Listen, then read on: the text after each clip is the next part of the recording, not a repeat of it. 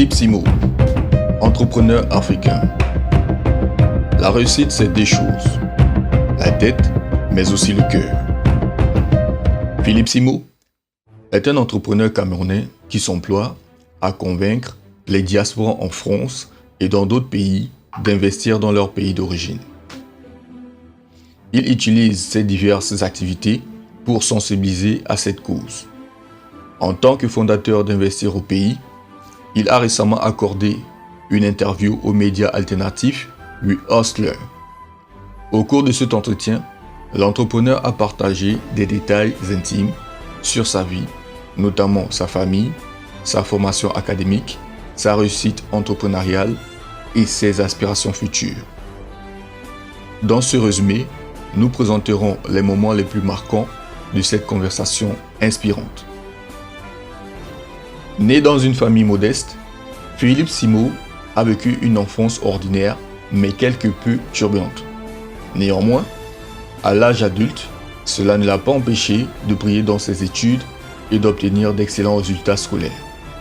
Bien que sa mère ne s'attendait plus à ce qu'il réussisse à décrocher son baccalauréat, il a finalement réussi à la 3e tentative contre toute attente. Avec le soutien de ses parents, il a décidé de poursuivre ses études en ingénierie en France. Il a été accueilli par sa grande sœur qui y résidait déjà avant de voler de ses propres ailes plus tard. Grâce à la multiplication des stages pendant sa période d'apprentissage, il a réussi à terminer son cursus d'ingénierie industrielle en 2 ans et demi au lieu de 3 années habituelles. Aujourd'hui, Philippe est un entrepreneur de renommée internationale qui dirige plusieurs entreprises dans différents secteurs, tels que l'immobilier, l'alimentation et le transport. Pour ce dernier, son choix ne relève pas du hasard. Il est dans des secteurs où le besoin est sans cesse demandé. Je construis des maisons, j'ai une entreprise de véhicules de location et je suis également actif dans la restauration, a-t-il souligné. Dans le même ordre d'idée, il a relevé que l'idée de son concept Investir au pays est née du constat que, sur les différents canaux de communication, notamment les réseaux sociaux, les gens se concentrent souvent sur la musique, le sport et d'autres domaines plutôt que sur les opportunités d'investissement. C'est en prenant en compte cette réalité qu'il a décidé de lancer ce projet. Pour l'investisseur africain, Investir au pays n'est pas seulement une simple plateforme de valorisation de l'Afrique. À travers cette initiative, il encourage la diaspora africaine à investir sur le continent, convaincu que de nombreuses opportunités restent à découvrir. Pour cela, il a choisi de créer ses entreprises non seulement en Europe, mais surtout en Afrique, notamment au Cameroun, son pays d'origine, et en Côte d'Ivoire. Mais l'entrepreneur dynamique ne compte pas s'arrêter là.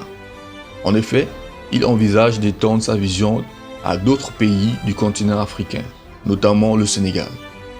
À travers Investir au pays, il sert également d'intermédiaire entre les investisseurs et les nations, en offrant ses services pour la réalisation de certains projets en Afrique en échange d'un nombre d'engagements financiers et de contrats à respecter.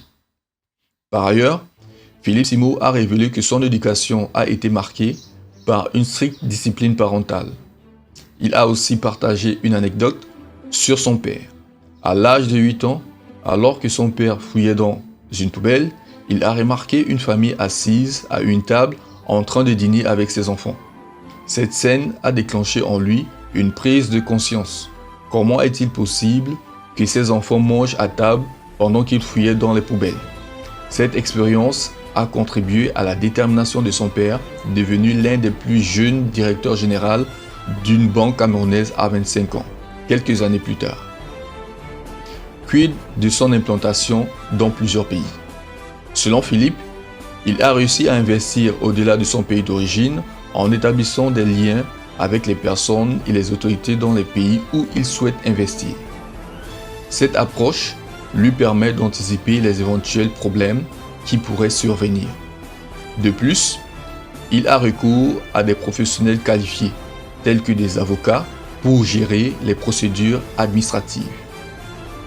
Le métronome a aussi souligné l'histoire inspirante d'une femme africaine au prénom de Janine, qui a réussi en France grâce à sa détermination et sa volonté.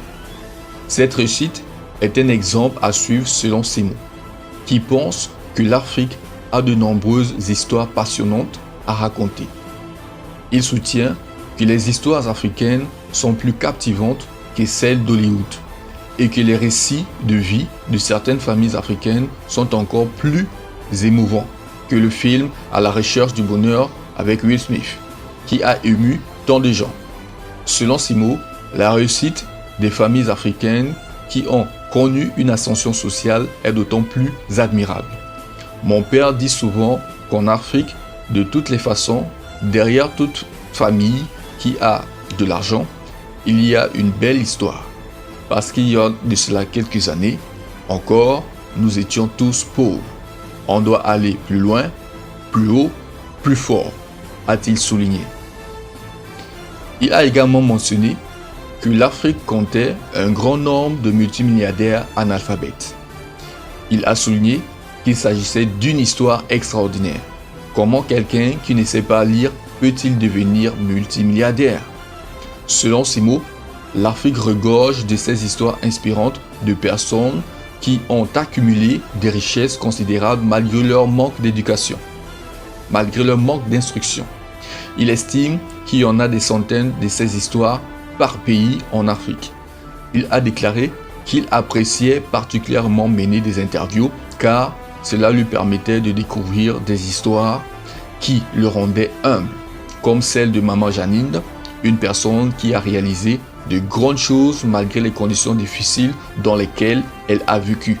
Pour lui, cette histoire est une source de motivation et un rappel qu'il n'y a pas d'excuse pour ne pas réussir. Vu ce que cette dame a pu faire dans des conditions dans lesquelles elle a été, on n'a pas d'excuse, a-t-il affirmé. Simo a partagé son point de vue sur l'héritage.